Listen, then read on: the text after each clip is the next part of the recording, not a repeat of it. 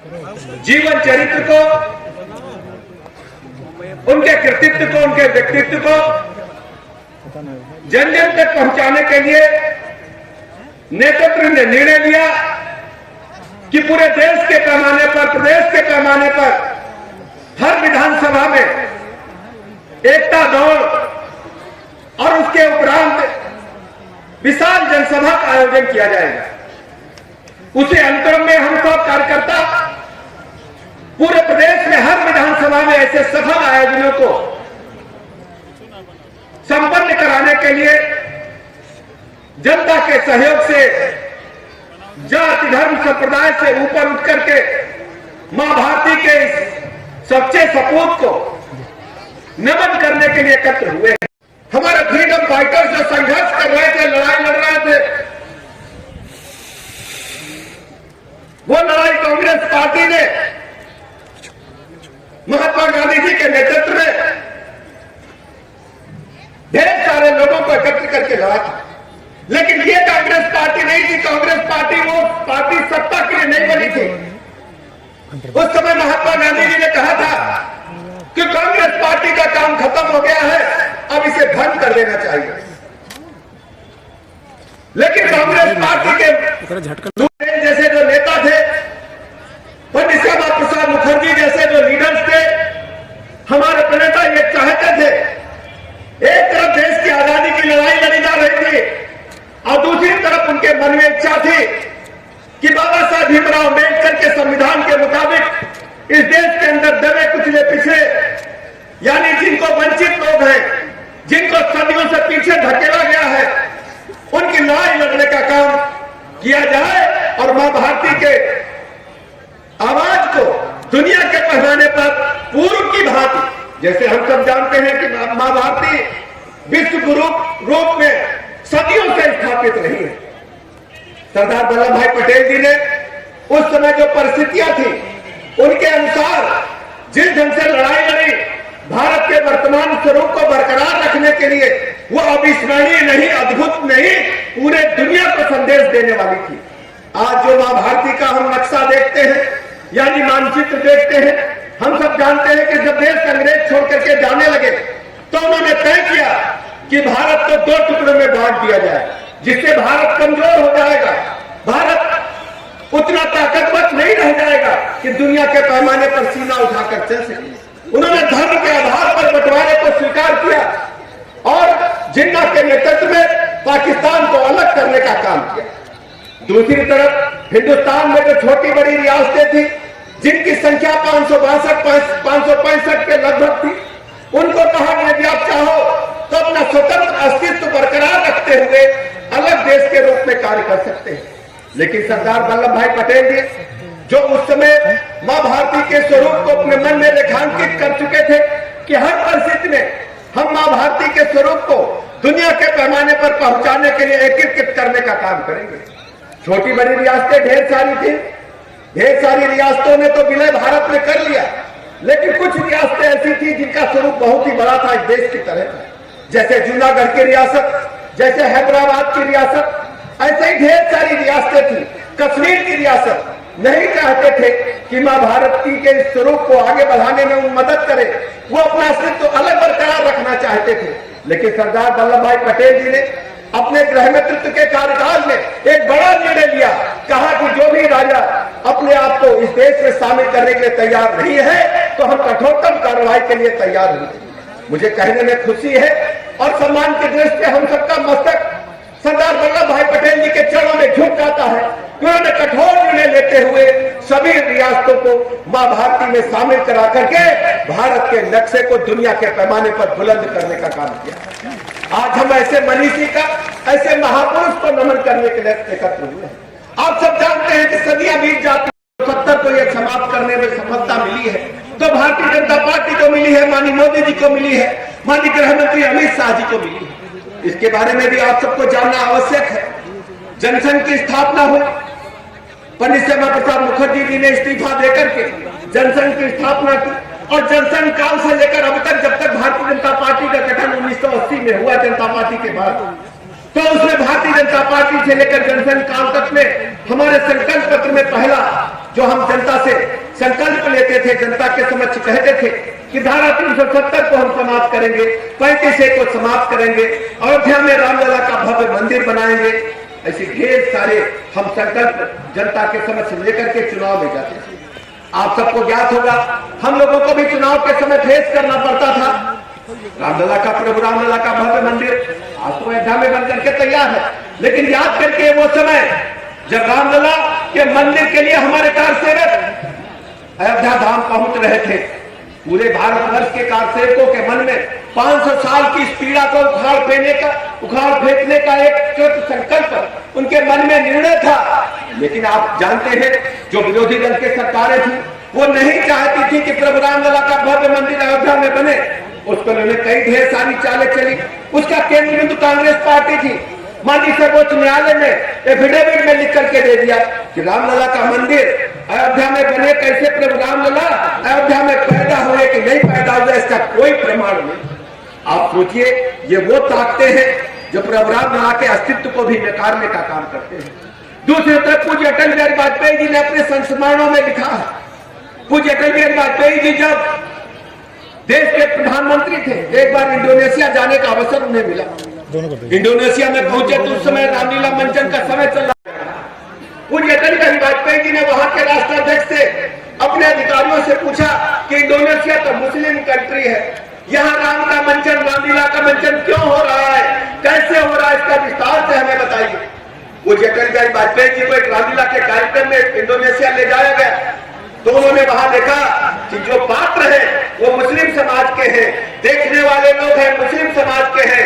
जब राष्ट्राध्यक्ष से उन्होंने पूछा ऐसा क्यों हो रहा है, भारत में तो रामलला के अस्तित्व से ही मानने के लिए लोगों ने इनकार कर दिया है, और केवल अल्पसंख्यक समाज ने, मुस्लिम समाज ने नहीं, हिंदुओं की वोट लेकर के सरकार बनाने वाली पार्टियों ने भी, कांग्रेस पार्टी ने भी रामलला के अस्तित्व को नकारने का काम किया।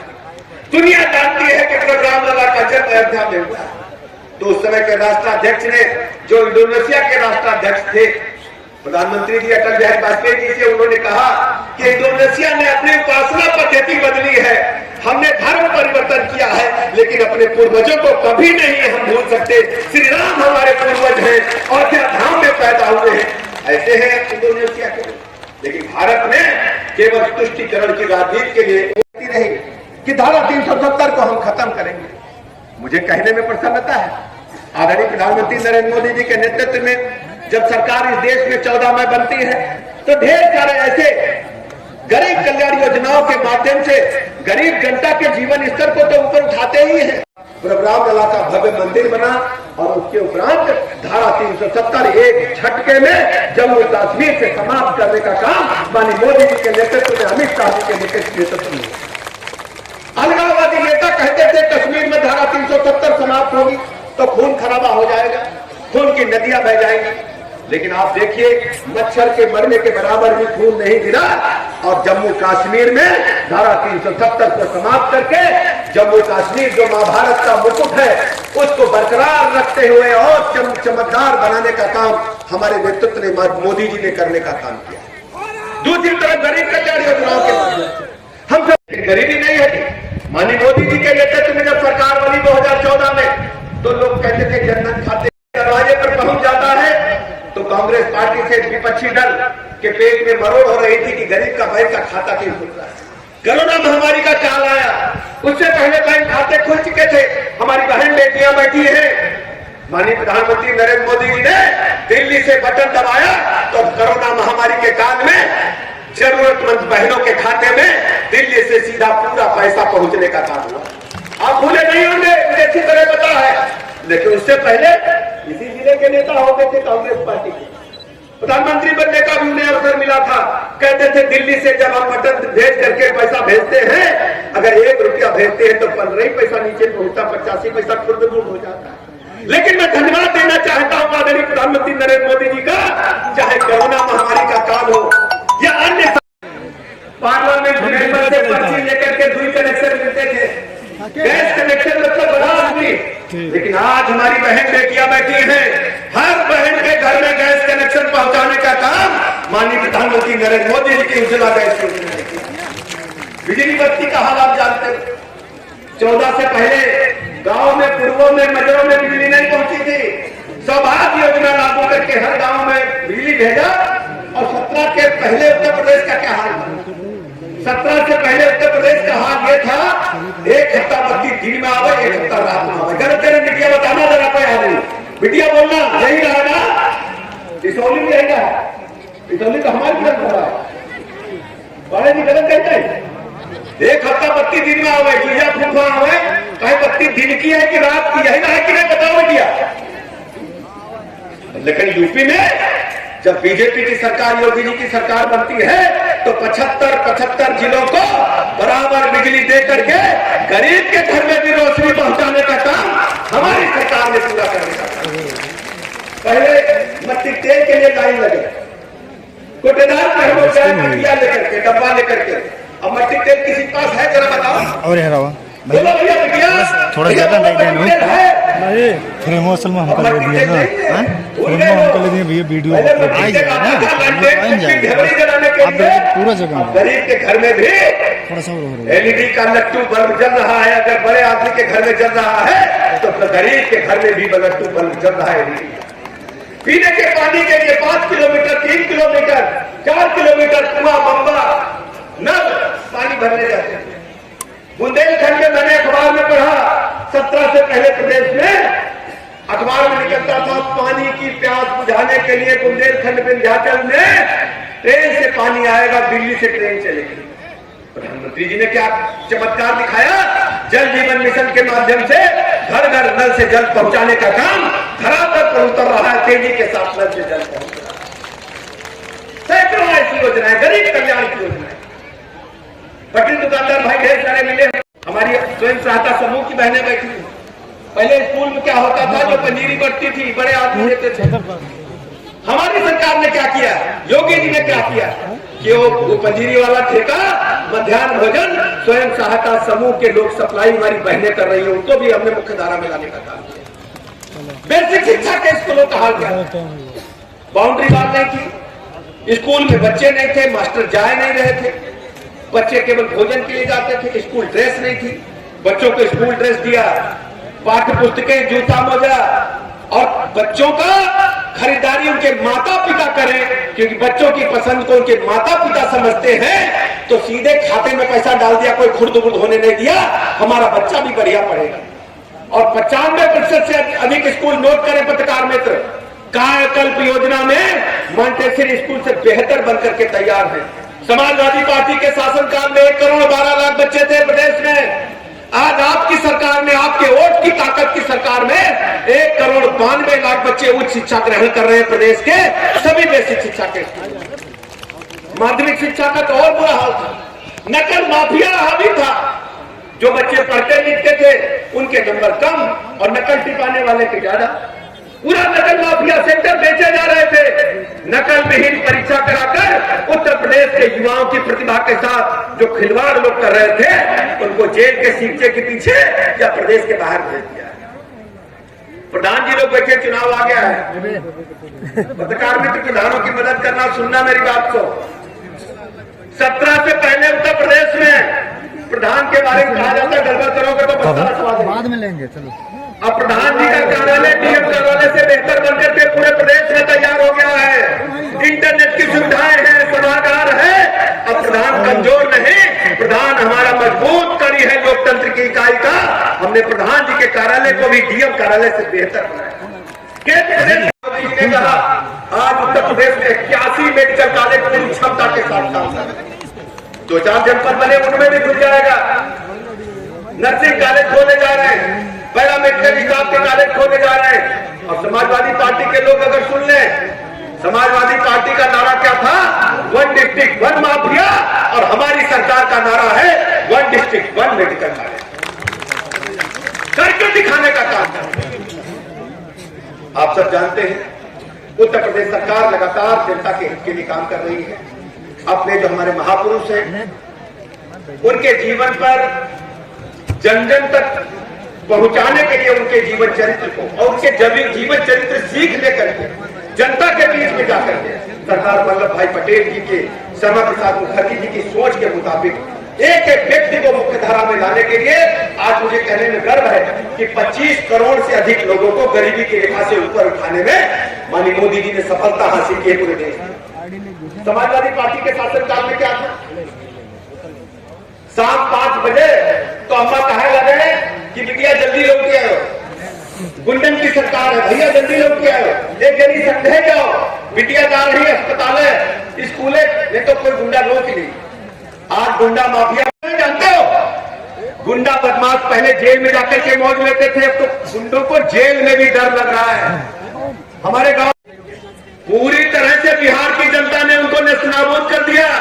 क्या बिहार के लोग जंगलवाद को कभी स्वीकार नहीं करेंगे। और यहाँ वाले भैया भी गए थे, यहाँ वाले भैया भी गए थे, दाल नहीं गली, खिचड़ी नहीं पकी।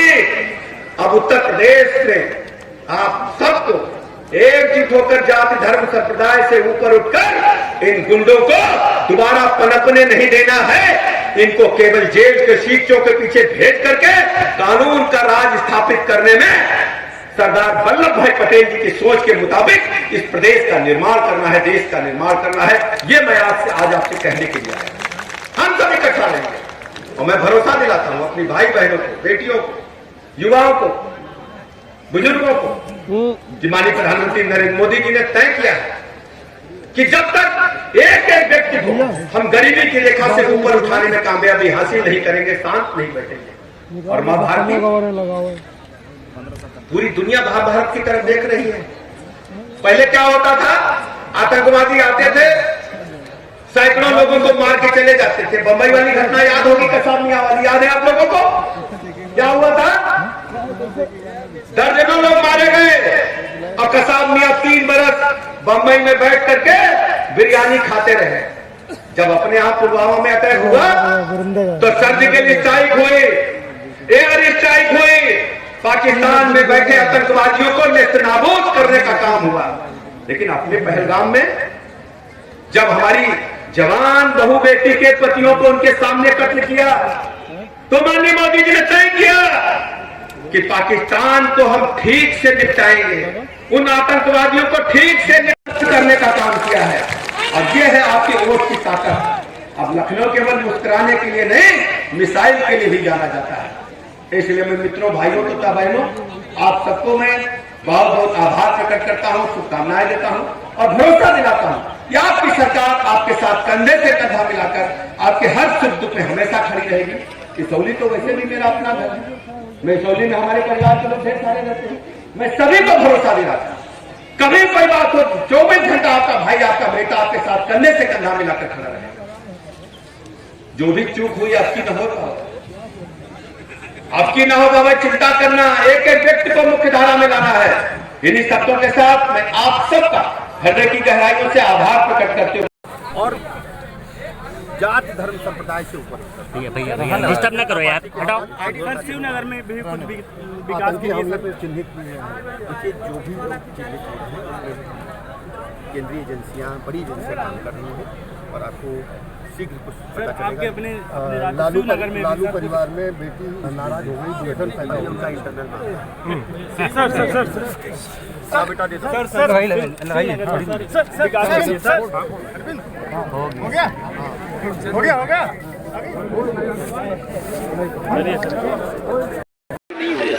समाजवादी पार्टी के गुंडई को, अराजकता को, जंगल राज को जो भूले नहीं है और जाति धर्म संप्रदाय से ऊपर सर, शिवनगर में भी कुछ विकास के लिए सब चिन्हित किए हैं। देखिए, जो भी लोग चिन्हित हो रहे हैं उसमें केंद्रीय एजेंसियां, बड़ी एजेंसियां काम कर रही हैं और आपको शीघ्र कुछ सर आपके अपने शिवनगर में लालू परिवार में बेटी नाराज हो गई, दुर्घटन पैदा हुआ, उनका इंटरनल मामला।